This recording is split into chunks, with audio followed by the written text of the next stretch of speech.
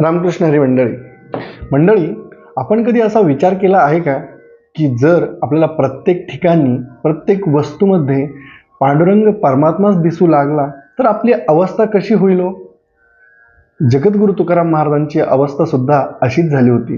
तुकाराम महाराजांना प्रत्येक ठिकाणी प्रत्येक वस्तूमध्ये तो पांडुरंग परमात्माच दिसत होता. मग मात्र तुकाराम महाराजांना थोडीशी भीती वाटली. भीती कशाची?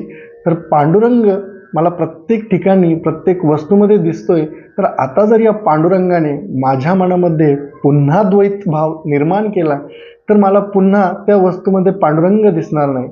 म्हणून तुकाराम महाराज म्हणतात, पावलो पावलो तुझे आम्हा सर्व, दुजा नको भाव होऊ देऊ. जेथे जेथे देखे तुझीच पाऊले, त्रिभुवन संचले विठ्ठलगा. भेदा भेद मते भ्रमांचे संवाद, आम्हा नको वाद त्यांशी देऊ. तुका म्हणे आणू तुझ विन नाही, न भाऊनी पाही वाड आहे. जेथे जेथे देखे तुझीच पाऊले, त्रिभुवन संचले विठ्ठलगा.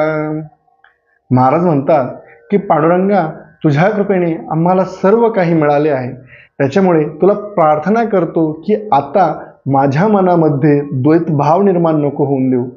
पुढे महाराज म्हणतात, जेथे जेथे देखे तुझीच पावले. हे पांडुरंगा, आता मी जिकडे जिकडे बघतो तिथे फक्त मला तुझेच पाय दिसतात, आणि म्हणून जिथे कुठे भेदाभेद मते किंवा जिथे कुठे भांडण चालू आहे की देव आहे की नाही, यामध्ये आता आम्हाला पाडू नकोस. तुकाराम महाराज म्हणतात, तुका म्हणे अनु तुझविन नाही. या ब्रह्मांडामध्ये तुझ्याशिवाय अणुसुद्धा नाही, प्रत्येक अणुमध्ये तूच आहे, म्हणून तू नभाहून सुद्धा मोठा आहे.